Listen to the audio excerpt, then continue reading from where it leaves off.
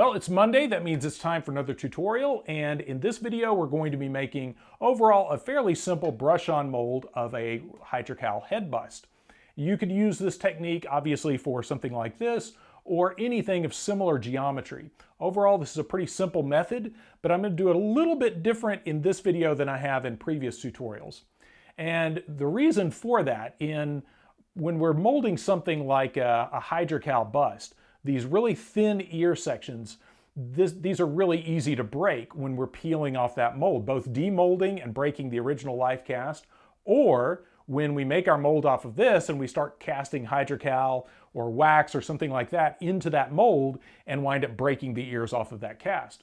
So what I'll be doing in this mold is I'm actually going to make the ears with 5110F. That's the fast setting soft silicone. The 5110F is around a 5 Shore A. So that's soft enough that we can build it up around the ears and that will allow those to peel off without as much resistance.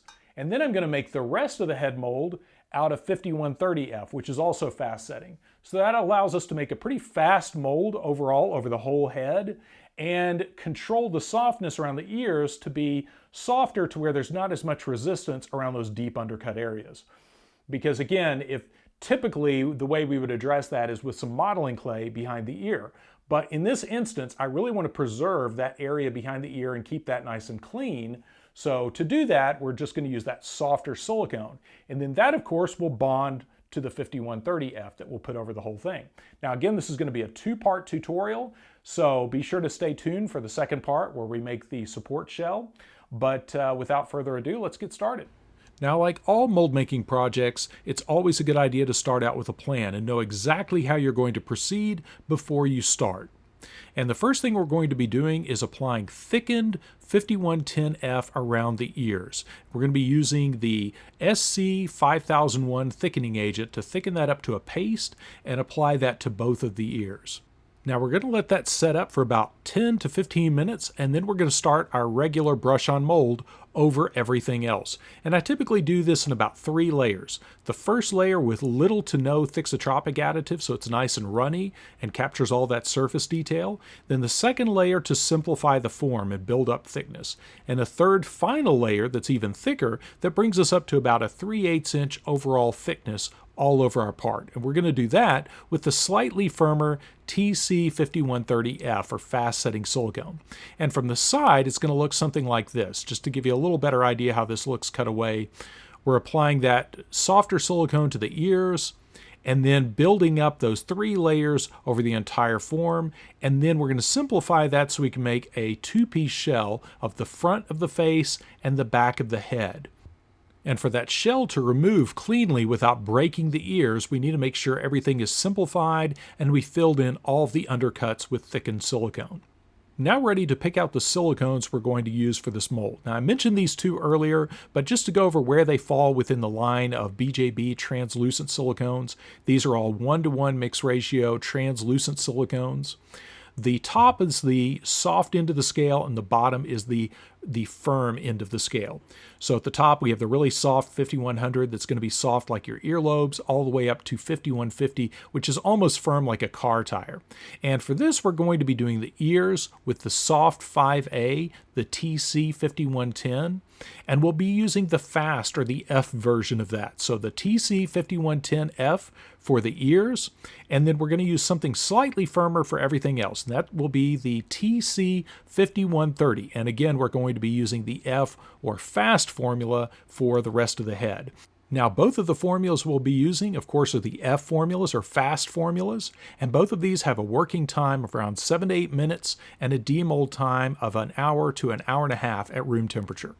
Now ready to release our hydrocal form, and to do that we're going to spray some Zip 301 mold release. Now this form has already been sealed with mold soap, but if you're molding a fairly fresh hydrocal life cast, just a spray of Zip 301 is all you need. But if it's sat for a while, it's a good idea to seal it first with mold soap.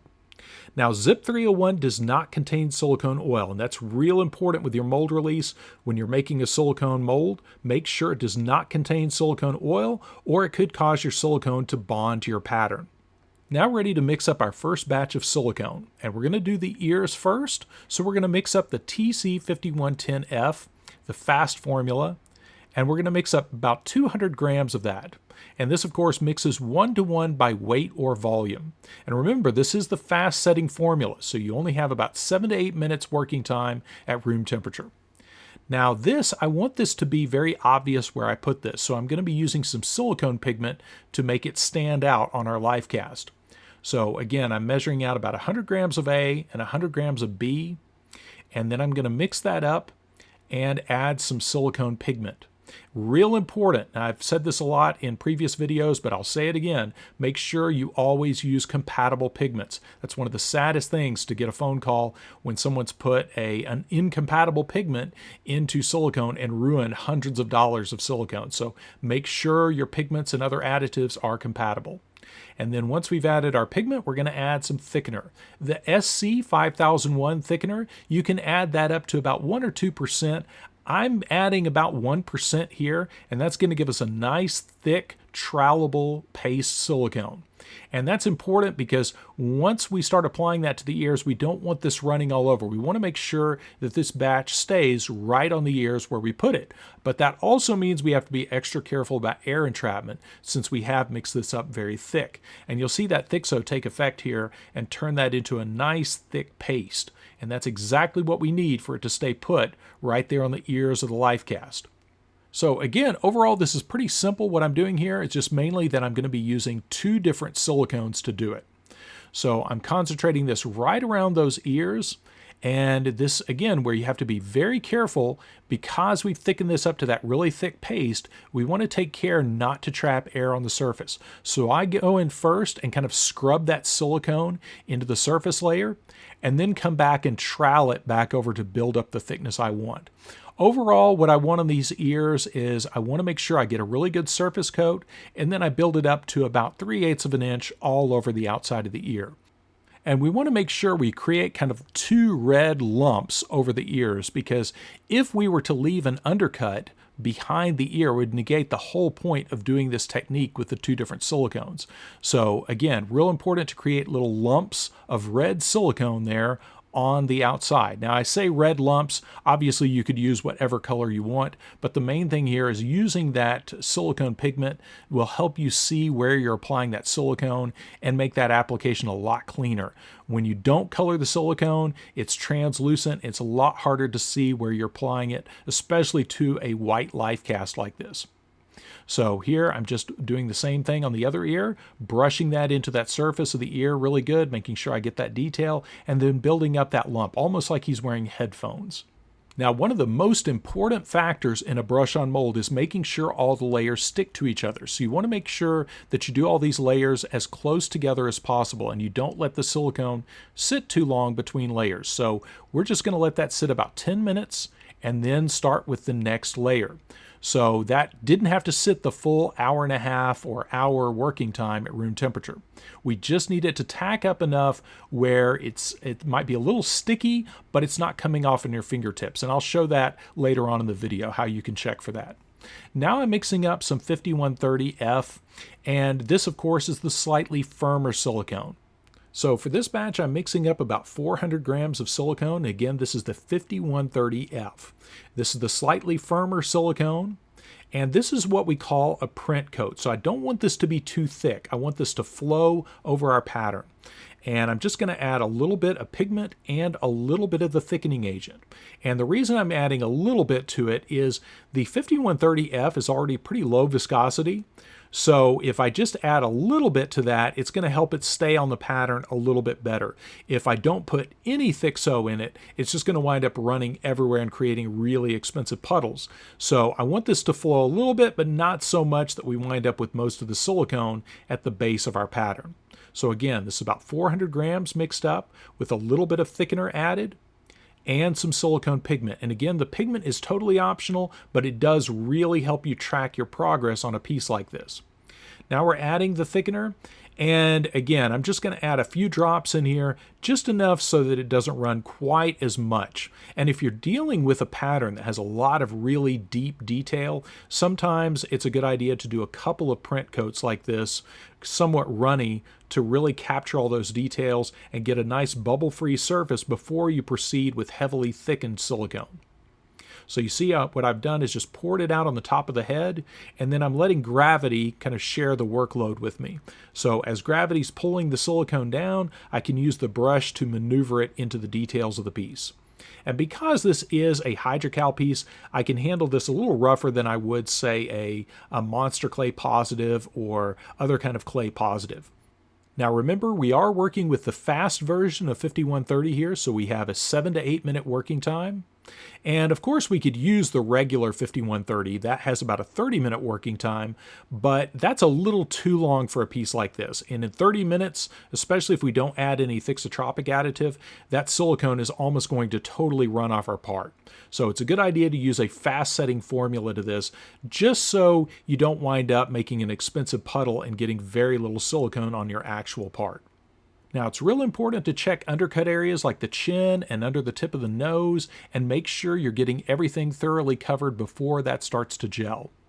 Now once that layer gels, typically I wait about 10 to 15 minutes after it stops being workable, and then I'm ready to apply my next coat. And the way you check for that is what I'm doing here, where I'm tapping with my index finger, my fingernail on that pool of silicone, and when that's set up enough where I can tap it without it coming off on my fingertip, that's a good indication we're ready to proceed with the next layer. If it's a little bit sticky, that's okay, but if it's actually coming off on your finger, you need to wait a little bit longer. And now I'm cleaning up the little drip areas, just clipping off those drips with the scissors. And the reason for that is if we leave those drips and we start applying silicone over that and those snag on our brush, we could create little blister areas of little air pockets between the silicone and the pattern. So real important to clip off those drips. Now this is our second thickened batch of 5130, and now I'm going to thicken it a lot more. Now this is TC-5130F, again, same as that print coat. And this time I'm adding blue pigment and then the SC5001 thickening agent. Now this time I want this silicone to be really thick and almost a trowelable consistency. So I'm going to add 1% of that, which works out to about 12 grams. So I have 600 grams of A, 600 grams of B, so about 1,200 grams total. And then I'm adding about 12 grams of thickening agent. And this is going to start off a kind of a thick brushable liquid, but as that thickener starts to react, as the silicone starts to gel, it's going to thicken up to almost like a frosting-like paste. Now you'll notice when you add a lot of the thixotropic additive like this, it almost seems like it sets up faster, but what's happening is as that thixotropic additive reacts with the silicone, it will get progressively thicker. So it's going to start out a little bit on the runny side and then gradually thicken and thicken and thicken till it's almost like a spackle consistency. And that's perfect for this kind of application because first, we're just going to quickly brush on a layer all over our part. And then we're going to follow that up with a trowel or a palette knife and use that to fill in all of the deep undercut areas and really simplify our form. So you can see I'm doing that a little bit with the brush here. But once it gets to that really thick consistency, I like to switch to a stir stick or a popsicle stick or a palette knife to trowel this into the undercut areas and start simplifying our form. Because this is where it really helps to have a mental picture in your head of exactly how the shape of the mold needs to be, the outside of the rubber needs to be before you can make your shell. Because before we can make that two-piece plaster shell, we need to simplify the form and make sure there's no undercuts so the front and the back of the mold can come off cleanly off that rubber mold without snagging on the ears and causing those to break. And that's one of the common mistakes I see people make on brush-on molds like this, is to make a rubber mold that still has a lot of undercuts in it showing from the original part, and then when they go to make their plaster shell or support shell over the top of that, it snags on the part underneath and then breaks the cast as it comes out of the mold.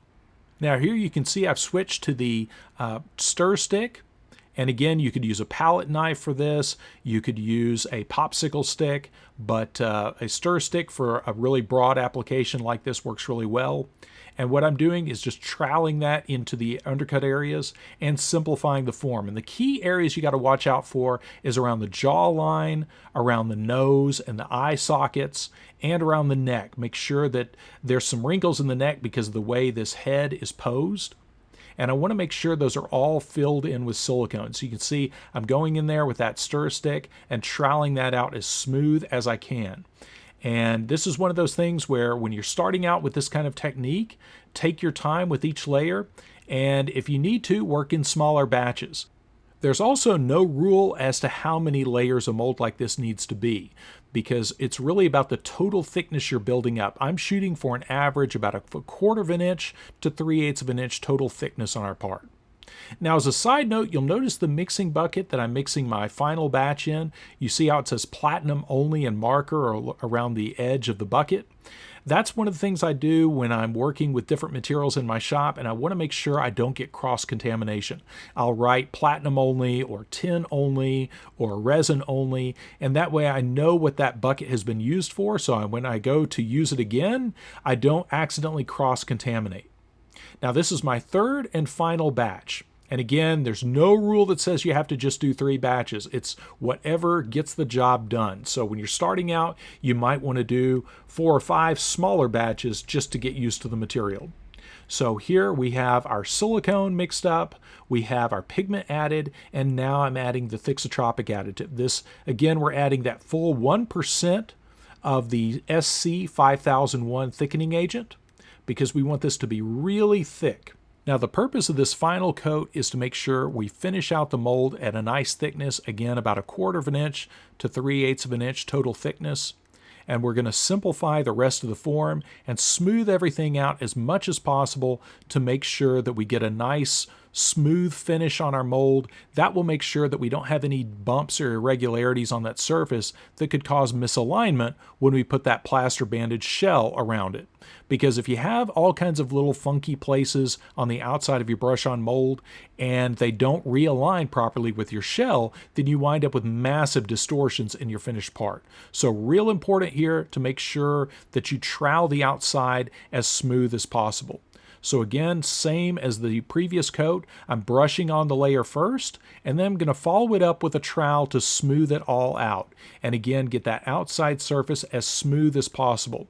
Now, in some cases, when you're working with a part like this where you can't get it as smooth as you'd like, you could come back with multiple batches and smooth it out that way. Or you could mix up a small 200-gram batch of 5130F with no thixotropic additive and just brush that over it and let it self-level and smooth everything out. Now, the downside to that is you will get some drips that you'll need to clip off, but that's a nice, quick, simple way to smooth the outside of the mold out. But the most crucial thing you want to think about when you're making a mold like this is getting all of the layers to stick together. So you want to make absolute sure that you don't let the silicone sit too long between layers. So typically with the fast formula, after I apply a layer, I wait about 15 minutes for it to tack up, and then I start applying the next layer. So you want to move quick and deliberately to make sure everything cures together to give you a nice cohesive piece of silicone that works together as a mold. You don't wind up with a Russian doll effect of a mold of a mold of a mold of a mold. Now what I'm doing here is creating kind of a little mohawk on the back of the cast, and that's where I'm going to be cutting open this mold. So that's the area I want it to be a little thicker. This is going to be right around an inch thick, maybe a little thicker in some areas. And I want to trowel that really good on both sides to have kind of a beveled edge, but kind of a low mohawk shape that fits into the back of the shell when I'm done. And again, the whole point of that is to have that little ridge on the back that I can cut into with my scalpel or my razor knife and get a nice keyed edge that'll go back together when I'm casting. Now, it's important when you get to this stage, because you are using a fast-setting silicone, you want to make sure that you filled in all your undercuts and you're shaping your mold to be a nice simplified form to allow for easy removal of your mother mold. And overall, if you shape this right, your plaster bandage shell will pull off easily from the front and the back.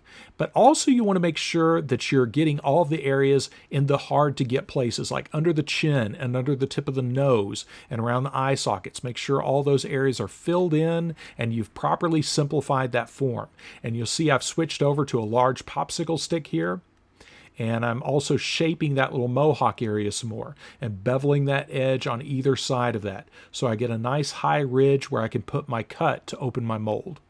But this is where you can really see the benefit of adding pigment to each layer of silicone. It really helps you track your progress and make sure you're getting good coverage with each layer of silicone. Now, I could embed keys on the outside of the mold, but I wanted to keep this mold fairly simple for this video just to show you the simplest way to do it. So we're going to cover keys in a follow-up video. But for now, we're about done with our silicone mold. We're ready to let this sit. We're going to let it set up for an hour and a half or so and then come back and make our plaster bandage shell. So be sure to stay tuned for part 2. And as always, I'm going to put all the links to the products I used in the video description, so be sure to check those out. And if you have any questions about this process, be sure to put those in the comment section. And be sure to stay tuned for part 2. Again, overall, this is a pretty simple procedure, but I wanted to change it up a little bit by using the 2 different silicones, using that 5110F for the ears, and then following that up with the 5130 everywhere else. So in the second part to this, I'll be making the mother mold, and of course I'll be pulling a quick TC-808 cast from that finished mold. Now, if you have any questions about the process, be sure to put those in the comment section. And as always, be sure to like and subscribe and click the little bell icon so you get notified when we post new content. I've been posting a new video every Monday, so be sure to watch for that. And of course, thanks for watching.